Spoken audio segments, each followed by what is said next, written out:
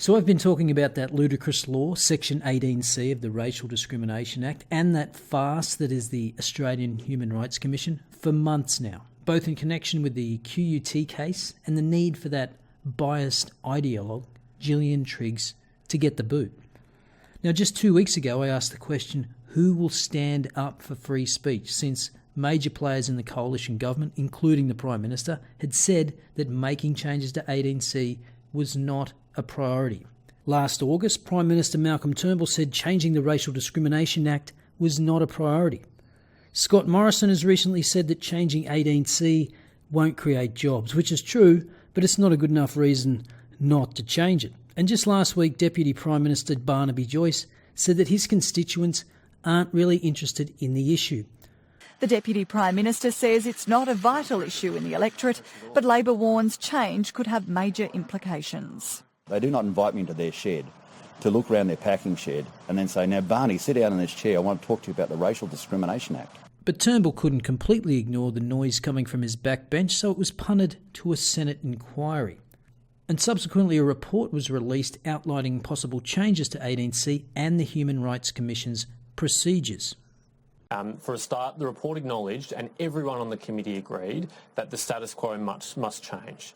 We all agreed that the QUT case was a disgrace, and what happened to those students is a disgrace. We all agreed that the Human Rights Commission's processes must change to avoid something like that happening again. Now, not everyone agreed, but I certainly very strongly believe that although Human Rights Commission changes are necessary, that they're not sufficient. I believe we also need to change Section 18C. I'd like to see some consequential changes to Section 18D, and I think that's the only way we can be sure that we'll never have another QUT case or another Bill Leak case or indeed another Andrew Bolt case. Then last week, spurred on by the unexpected death of Bill Leak, Malcolm Turnbull finally found his balls in his wife's handbag and stitched them back on. Section 18C has lost its credibility. And that's right, Section 18C has lost its credibility, as has the Human Rights Commission.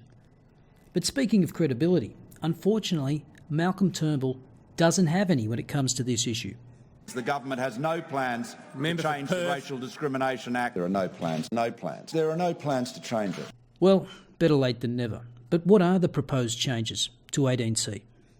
Coalition Party Room approving Cabinet's decision to replace the words offend, insult, humiliate or intimidate in Section 18C of the Act with harass or intimidate, and process changes allowing the Human Rights Commission to more easily reject vexatious complaints. Sometimes the process can be the punishment, and that is not right or fair. Now, those changes wouldn't fulfil my wish list, but getting rid of offend, insult and humiliate is definitely an improvement, although the introduction of harass is a little vague. And of course, changing the process of the Human Rights Commission is obviously a good move, but I still think that largely depends on whether you have an ideologue like Triggs running the show. But at the end of the day, this is all just background noise, because the legislation will go to the Senate as early as tomorrow, but while the process changes do have majority support, those controversial definition changes don't. We're not convinced of the need to change the wording of 18C. And with a balance of power, he can block that change. And of course Xenophon will block it, because Xenophon is one of those opportunistic, self-important politicians who'd rather virtue signal his credentials as being on the side of the downtrodden minorities than stand up for free speech. So I could go through the ridiculous responses from the Greens and the Labor Party, but why do that when I can let the advisor to former Prime Minister Julia Gillard, Nicholas Rees, sum up the leftard view? As for this decision today, look, let's deal with the policy and the politics. There are some things around the policy changes which someone like me could support. I think putting a stronger filter on claims and being able to dismiss frivolous claims, I think is a good thing. Introducing a reasonable person in the community test, I think is a good thing. But there are changes to the policy here which someone like me and I think most Australians could never come at. I mean, removing, the requirement to insult, humiliate and offend, taking those words out of our Racial Discrimination Act, I just don't think that's who we are as Australians. I think most people will be quite upset that those words are going to be taken out, and it's going to make it easier for people to be bigots in this country. What a load of spin. First off, most Australians are like you. You mean pathetic weaklings who think they should be able to go through life without being offended? And if they are offended, they get to take you to court?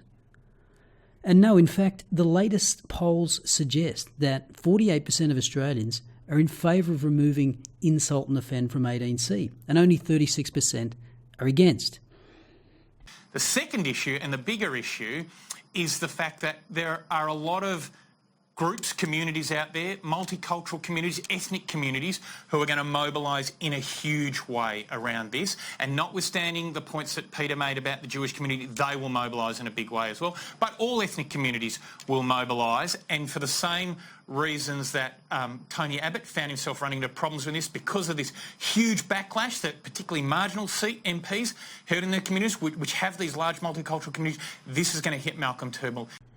And this is always one of the favourite arguments of the virtue signallers. Won't somebody think of the minorities? You know what? Instead of saddling minorities with the soft bigotry of low expectations, instead of treating them like emotional invalids that must be protected from words that might offend them, how about we instill values in minority communities that are useful for all Australians, like resilience and strength of character? Values that are necessary to go out and meet the challenges of the world, instead of breeding a culture of victimhood and grievance mongering. Because you know what victimhood and grievance mongering leads to? It leads to this. Payments to settle HRC cases, 1 million since 2010. The amount of compensation paid as a result of race discrimination complaints to the Human Rights Commission has soared, with companies and government departments handing over almost 1 million since 2010 to avoid going to court. One of the most recent payments included $300 to an Indian man who told the HRC that a public transport guard had been rude and dismissive to him, but pleasant to customers who were not Indian. An analysis by the Australian of the HRC conciliation shows at least 101 HRC conciliations in which money changed hands between 2010 and 2016 for a total of $936,000, an average payout of about $9,300 per complaint. However, the real figures are likely to be much higher, as the Commission has published only a selection of its conciliations in that period. The 2016 details are incomplete, and the HRC did not release any details of 2013 conciliations. So let's have a look at some more of these payments. The biggest payout appears to have been in 2010, when a 52-year-old woman of Asian origin claimed her colleagues at an insurance company had bullied and harassed her at work and launched a fraud investigation against her. She also claimed her manager ridiculed her English language skills. After her HRC complaint, the company agreed to pay the woman $78,000 and to end their employment relationship. In 2011, a government department handed over $45,000 to an Aboriginal maintenance worker who claimed he was called a black C by supervisors, who he said also gave him bad jobs and described Aboriginal people as lazy and useless. In a case last year, an African-American shop worker won $3,500 after alleging his manager made offensive racial comments. He said the retailer had reduced his shifts after he complained and eventually forced him to resign. The retailer said the manager denied making any offensive comments and there was no record of any internal complaint. However, the complainant had been counselled about poor performance and chose to resign. In 2014, a man claimed he was denied a hotel room because he was Anglo-Australian and won $2,000 compensation. So what you have here is a racket, an easily exploitable racket run by the Human Shakedown Commission. Now, I'm sure there are some legitimate cases of discrimination, but it's also ripe for the picking by opportunistic grievance mongers. And that's just another good reason why we should do away with this law and the corrupt body that encourages this victimhood industry.